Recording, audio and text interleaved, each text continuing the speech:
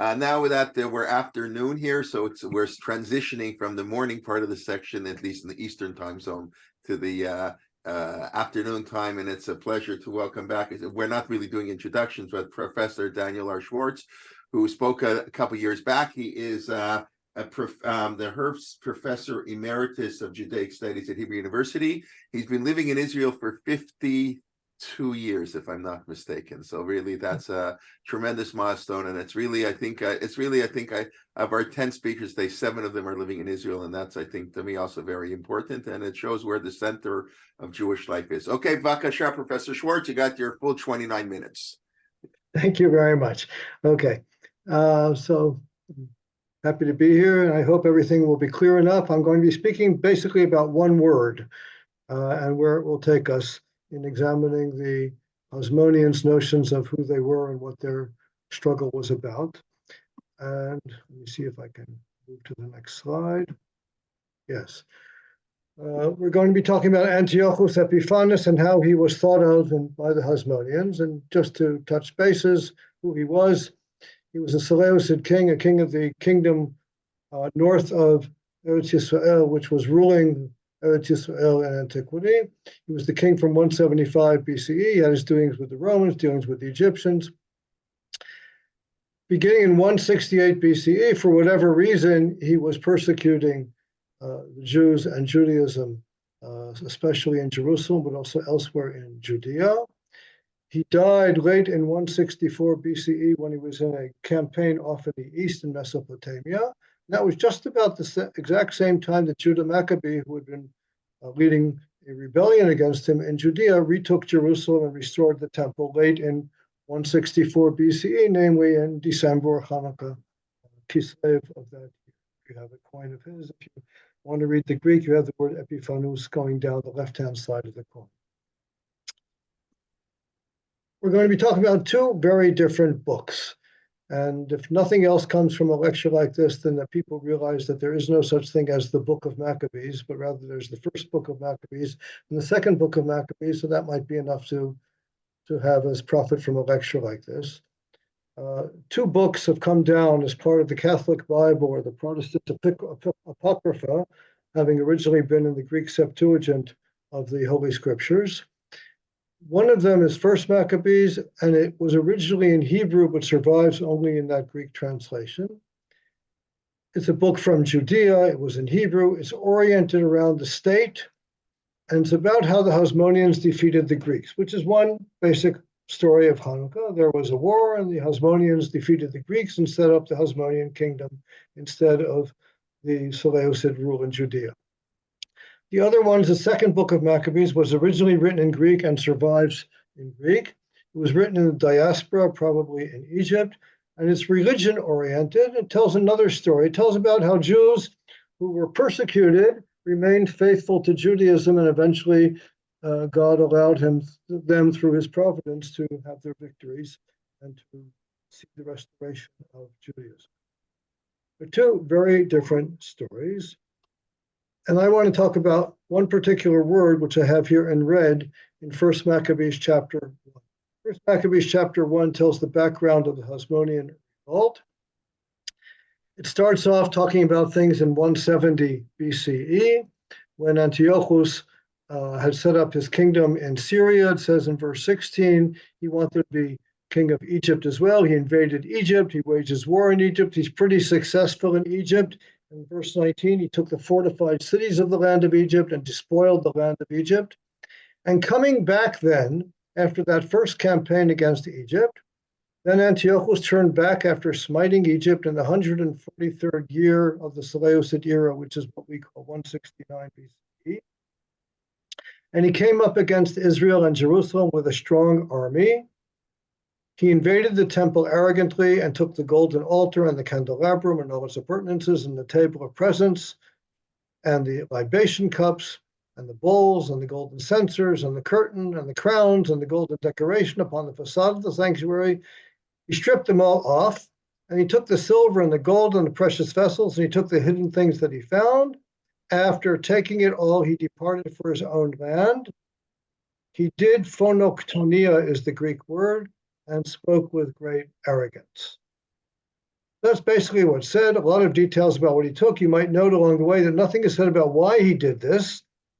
It says he invaded Egypt because he wanted to be king of both kingdoms, which is not a great reason.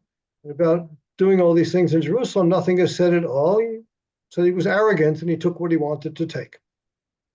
And after taking it all, he departed for his own land. He did phonoktonia and spoke with great arrogance. If you look at the etymology of the word phonoktonia, you'll see it's built out of two Greek roots, one that means murder and one that means kill. So it's sort of murderous killing, bloody killing, massacring. The standard Christian translation of the Bible, the Revised Standard Version, says he committed deeds of murder. He did phonoktonia, so he did something which was murderous killing. Well, he committed deeds of murder. It's a very reasonable translation according to the etymology of the word. A more scholarly translation of the last several years says he carried out murders and spoke with great arrogance. One way or the other, it's referring to Antiochus as having committed a lot of murder. If you translate that way, however, there's something of a problem here. Why are deeds of murder mentioned only after Antiochus left for Syria? This is the passage. Look at it again. After he takes all of these things in Jerusalem, in verse 24, he departed for his own land. He did phonoktonia, and he spoke with great arrogance. If we're referring to the murder of Jews or Judeans, that should have been mentioned before he left. If we're speaking of the murder of Syrians in his own land, the question arises why the author of First Maccabees would know about that or care about that. It's possible to answer it, but it seems like it's out of place to mention it there. And there's another issue as well. It's somewhat disproportionate. It's bad values to mention the murder of people after you mention the theft of all sorts of property. I was in Basel once in Switzerland when an article appeared in the newspaper that reported a tram collision. And as a result of the collision, the tracks were broken to some extent. The train was damaged to some extent. There was a delay in the whole system for several minutes. And in the paragraph after that, it said, and several people were seriously injured.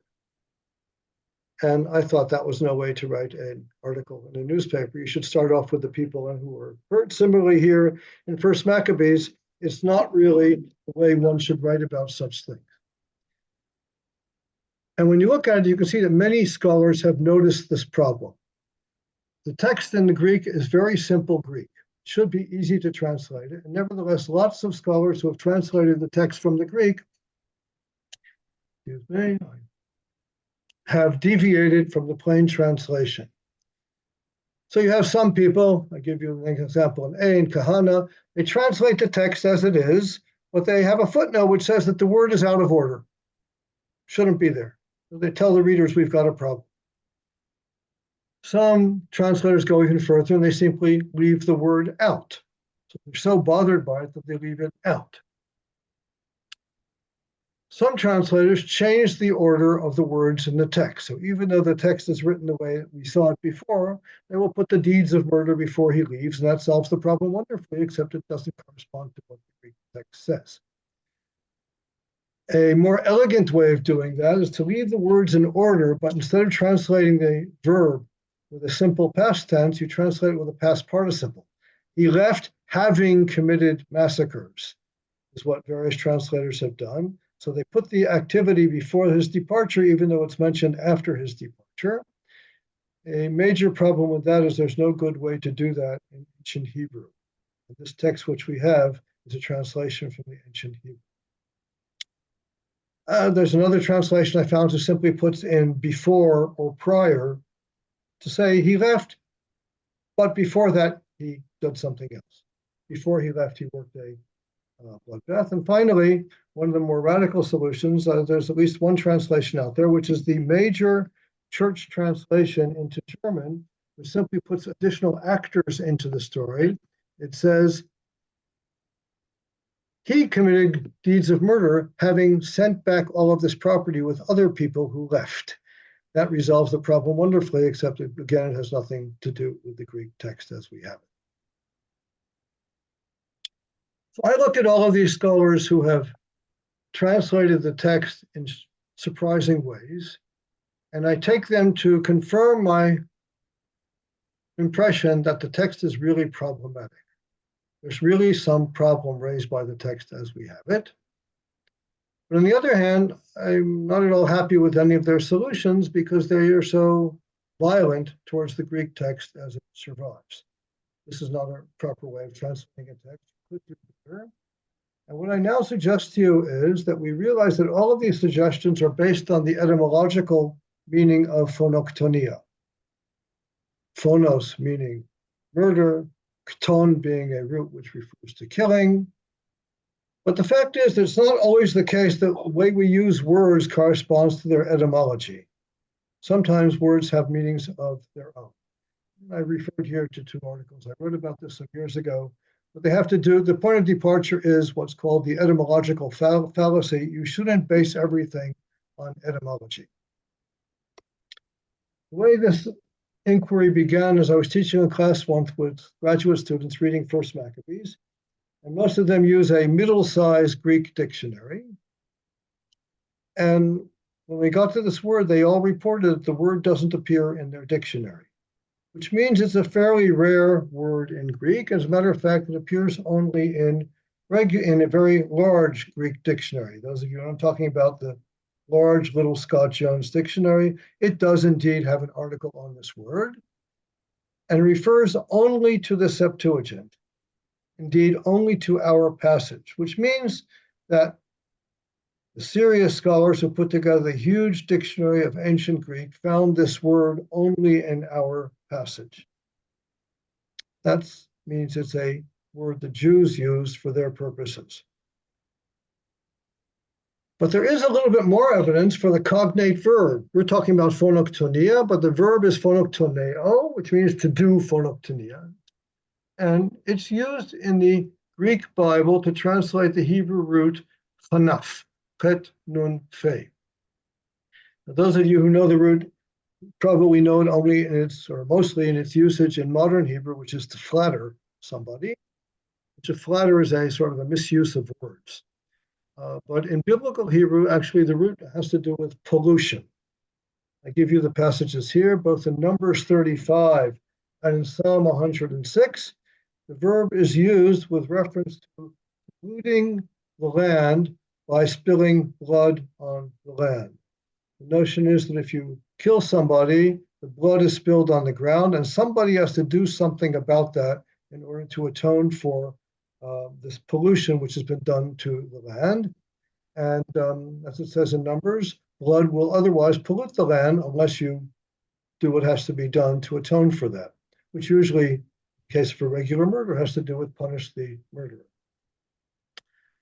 So we see that Jewish translators of the Bible from Hebrew into Greek use the verb phonoktoneo to represent doing something polluting. In our text, we don't need a verb, we need a noun because it says he did phonoktonia, but the noun should be a cognate noun. Let's hypothesize that the original Hebrew of 1 Maccabees 1:24 said that Antiochus did Hebrew chonef. Just returning here for a minute, made a little progress in verse 24. After taking it all, he departed for his own land. He did chonef, I now suggest, and spoke with great arrogance.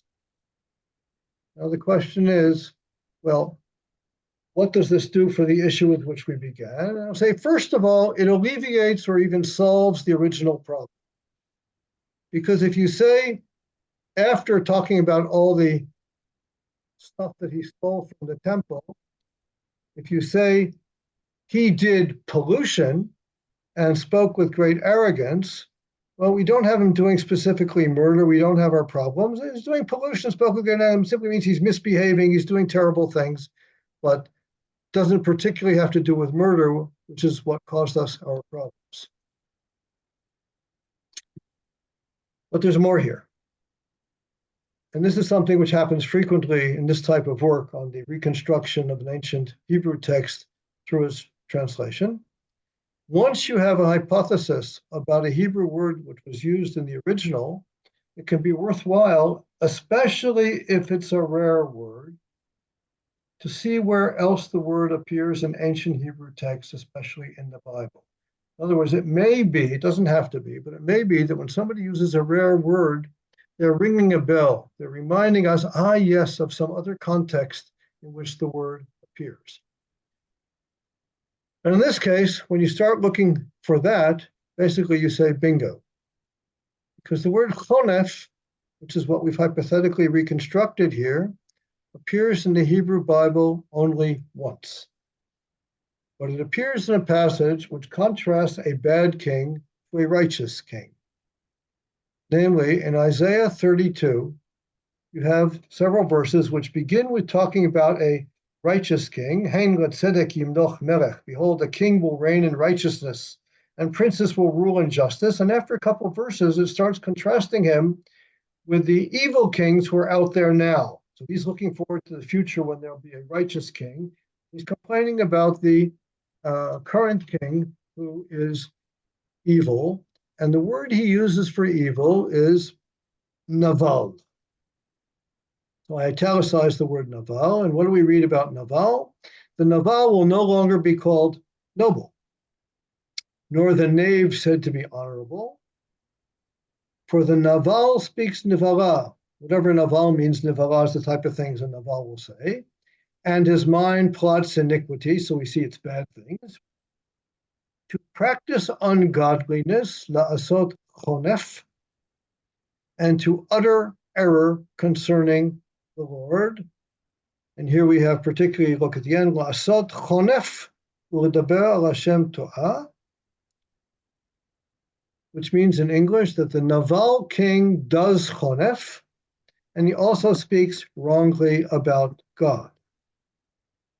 You read that, you say, oh, the two things which are predicated of Antiochus in verse 24 is he did chonef and he spoke with great arrogance. And you say, oh, we now see that the author is using the rare word which points us to chapter 32 of Isaiah, and that verse says two things about the bad king, namely, la'asot chonef u'ledaber Hashem to'ah. He speaks, translated here, to practice ungodliness or pollution, and to utter error concerning the Lord. Which means then that we can guess that the author of First Maccabees is taking it for granted that we know that Antiochus is a naval. He's the naval kind of king, and when you read our description of him in First Maccabees 1:24, you're supposed to think, you mean to say he's a naval. Fine. Now we ask, what does naval mean? I refer here to two standard tools. BDB is a standard Brown Driver Briggs Bible Dictionary of Hebrew. It means foolish. It also means senseless, especially of the man who has no perception of ethical and religious claims, and with the collateral idea of ignoble or disgraceful. In other words, someplace between foolish and evil. The guy is so foolish he doesn't know how he should behave. Evan Shoshan was a Hebrew lexicographer. In his concordance of the Bible, he goes even further. He simply defines it as shafal midot, ish brial, person, shafal midot, a person of low moral character, a person who is wicked. Which means that if people who were reading First Maccabees chapter 1 picked up the allusion to Isaiah 32, they realized that the author has chosen an elegant way of saying of Antiochus that he's a naval, which means one way or the other, whichever translation you want here, it's a very nasty condemnation of Antiochus. So, as I just said, the verse assumes readers will realize that he condemns him as a naval, who's the opposite of a just king. Now I go further. It turns out that this notion that Antiochus was to be thought of as a naval according to a biblical model is supported by the fact that Second Maccabees does too, as I will now show you. So it must have been current among Jews of the 2nd century BCE when both of these books were written. I also give you an asterisk. Also in Daniel chapter 11, which is another book from the same period of time, we have a reference to Antiochus doing Yachnif, which sounds like it's a reference to the same complex of ideas, but I'm not going to pursue that. What is important that Second Maccabees, however, when looking for a model of the Naval, doesn't think of Isaiah, but rather it points to Haazinu, to Deuteronomy 32. Because there's ample evidence that Deuteronomy 32 is basically the structure, it's the underpinning of the entire story of Second Maccabees, not First Maccabees. The story of Second Maccabees is one of God who protects his covenantal partners, which chapter 3 gives you a booming example of that, until they sin, as they do in chapter 4, and then the author warns us this sin will not go without punishment, whereupon God hides his face, literally, in chapter 5, and therefore they suffer at the hands of a wicked king, Antiochus, chapters 5 and 6, until the spilt blood of martyrs, chapter 6 and 7, the woman and her 7 sons, Eleazar, the old man, they're all killed terribly, and the author says this all atoned for their sin. He compares the spilling of their blood to a sacrifice, and this all conciliates God. It reestablishes good relations between the Jews and God. And he then steps into the story. His wrath is turned to mercy, as it says in chapter 8, and he crushes the Jews' enemies one after the other, especially Antiochus, after that Antiochus' son, and eventually at the end of the book, in chapter 15, he crushes Nicanor as well. And all through the book, there are allusions, there are echoes to verses from Second Maccabees, verses in Deuteronomy 32. And I give you some references here. Deuteronomy chapter, Second Maccabees 7:6 cites Deuteronomy 32:36 literally. Chapter 5 talks about the hiding of God's face and about the arrogant foreigner who doesn't understand that he's successful against the Jews, not because he's so heroic, but because God's letting him do it. Chapter 5 has an echo of Deuteronomy 32:25. Chapter 7, 33 and 829 echo literally Va'al Avadav Yitnecham, which you have in Haazinu, that God eventually will become conciliated with servants. And who is it who is doing the bad things to the Jews according to Deuteronomy 32? It is the people or the nation, which is a naval. God says, they made me jealous by worshiping a God who's no God. They provoked me with their idols. I will, in return, tit for tat, stir them to jealousy with those who are no people. I will provoke them with a naval nation. But obviously nations have their kings, and if the nation is a nation of which is naval, that king will be a naval as well. Which means, first of all, there's no need to amend the text of 1 Maccabees 1:24 or to deviate from a plain translation. What you have to do is not translate etymologically, but rather according to the way ancient Hebrew writers spoke about chonef, and the way ancient Hebrew Jewish translators translated chonef into phonoktonia. Which makes us realize that Jews of the Hasmonean period understood their suffering under Antiochus in light of the biblical model of a naval king. For First Maccabees, which is the Hasmoneans' court history, it's just the story of a wicked foreign king. Remember, there was no reason why he attacked Jerusalem. He just attacked Jerusalem because he was arrogant. He's wicked, he's attacking the Jews, and he's opposed by heroic Jews, the Hasmoneans, who show up in the next chapter, beginning with Mattathias. They're smart, they're courageous, they're willing to invest all of their efforts in defending the Jews, and they successfully do it. And that's why they're entitled to rule the Jews in the end, because they earned it. There's nothing at all in First Maccabees to suggest that it was the Jews' sins that brought on their suffering, just like there's nothing in Isaiah 32 5, 6, it suggests that the king who is Naval does his wicked things because the people to whom he's doing it deserve it. He's simply wicked. There's no indication or hint in First Maccabees that atonement was needed in order to improve the Jews' situation. As a matter of fact, God is not mentioned in the entire book. Neither theos, from theology, nor kurios. There's no mention of God in the entire book of Maccabees. The Naval who persecutes the Jews is simply wicked, and he has to be overcome by Hasmonean power, and the book is all about that. I told you it's a state-oriented book. Second Maccabees, in contrast, which is a book about Judaism, the word appears for the first time in history in Second Maccabees to describe what it is the Jews are fighting for. It tells a story about sin, which is followed by God's hiding his face, hester panim, like in Haazinu. And that allows Antiochus to persecute the Jews, even though he's so arrogant he doesn't understand why he's doing it. And that's followed by atonement, and that's followed by reconciliation, and eventually by restoration. The Naval who persecutes the Jews is doing God's work. And as in Haazinu, what eventually stops him is the Jews' atonement for their sins, which allows God to resume his providential protection of them. So I revert to where I began, and I'll tell you these are two very different books. And now I will say that one of them, First Maccabees, I would call a Judean book. It's about the Judean state and those who rule it by defeating a foreign ruler. And the other one is a Jewish book, which tells a story which has to do with Judaism.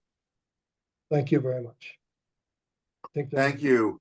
2 Always. minutes, I think, if there are questions or comments. Yeah, if anybody has any questions, comments, but just before, so of course, when they spoke last time, Professor Schwartz gave a series on anti-Semitism, and he always shows how one word, you understand one word properly, and explains your whole meaning, how everything works. That's a real scholars, a real beautiful approach. Okay, anybody have any quick questions? Just unmute yourself and ask. And I'll stop share so I can see more. But very quickly, we're going to get back to the sketch. Okay, anybody? Otherwise, we'll take a 45-second break and have Professor Lukshin join us. By the way, I would like to thank, he was the one who introduced me to Professor Schwartz. He was the one who suggested a few years ago, asked him to speak. So Marty, thank you for that. Okay, I think somebody has a quick question. I have a quick question. In the Catholic Bible, both Maccabees 1 and 2 are part of their Bible? Yes, they're part of the Bible, part of sacred scriptures. Okay, thank you. In the Reformation, the Protestants got rid of the books which were not part of the Hebrew Bible and are part of the Catholic Bible. They put them in the Apocrypha. Thank you. And why did we not take in either of these books? Because it was after the codification? One reason is a formal reason rabbis give you is that after the Persian period, after the Nevi'im Achronim, there was no Holy Spirit, so they can't have books in the canon. But I think that if you look at First Maccabees, no spokesman of Judaism would imagine putting a book like that into the Bible. And Second Maccabees was in Greek, and we don't have any books that aren't in Hebrew or Aramaic, at least in our Bible. Second Maccabees, I think from the point of view, its contents could go straight into the Hebrew Bible, but it's in Greek. So it's a Jewish book, it's not a biblical book. Okay.